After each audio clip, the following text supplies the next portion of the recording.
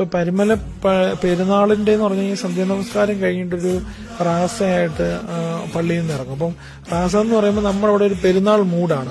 പക്ഷെ അവിടെ വളരെ സങ്കടകരമായിട്ടുള്ള ഒരു പാട്ടിനെ വളരെ ആവേശോജ്വലമായിട്ട് പാടിക്കൊണ്ടാണ് പള്ളിയിൽ നിന്ന് ഇറങ്ങുന്നത്. ആ ഇടവകയിലുള്ള യുവാക്കളുടെ ഒരു വലിയൊരു എന്താ പറയുക, വലിയൊരു എനർജിയിൽ കുരിശുകളും എണ്ണമില്ലാത്ത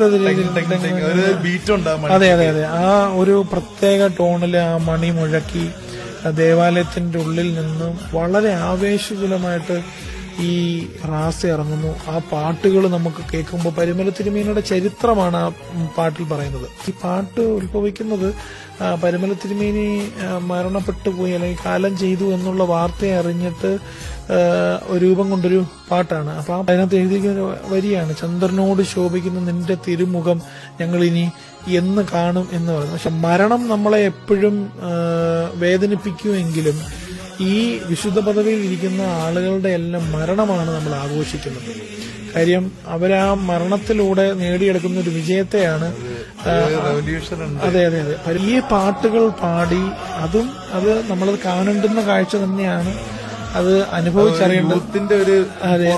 പാട്ടൊക്കെ പാടി അവര് ഒന്ന് താന്ന് പൊങ്ങി അതൊക്കെ പൊങ്ങി ആ പാട്ട് പരിമലപ്പള്ളിയുടെ ഉള്ളിൽ നിന്ന് ആ പള്ളിക്കകത്ത് ആ മുഴക്കത്തിൽ നിന്ന് ഈ പള്ളി മണികളും ഈ പാട്ടുകളും കേട്ട് അതിൽ നിന്ന് ഇറങ്ങുമ്പോൾ എന്തോ നമുക്കൊരു വല്ലാത്തൊരു ഫീലാണ്.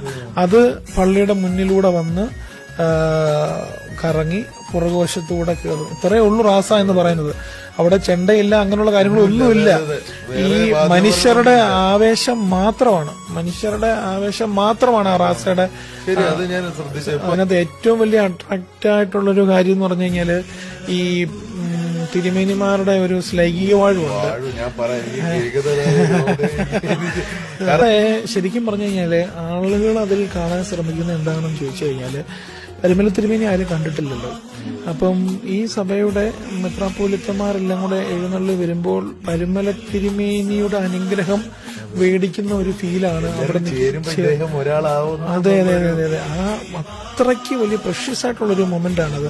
അവിടെ ഒരു ഏറ്റവും വലിയ കാര്യം എന്ന് പറഞ്ഞാൽ നമ്മൾ ഇത്രയും ത്യാഗം സഹിച്ച് വേദനകൾ സഹിച്ച് വന്ന് നിൽക്കുന്ന ജനങ്ങൾ, അപ്പൊ കാറി വന്ന് ഇറങ്ങി നിൽക്കുന്നവരല്ല. ആ ഒരു ത്യാഗപൂർണമായിട്ട് വന്ന് നിൽക്കുന്ന മനുഷ്യരുടെ മുന്നിലേക്ക് പരിമല തിരുമേനിയുടെ തന്നെ നേരിട്ടുള്ള അനുഗ്രഹമായിട്ട് കണ്ടിട്ടാണ് ആ ശ്ലൈകിക വാഴ്വിനെ കാണുന്നത്.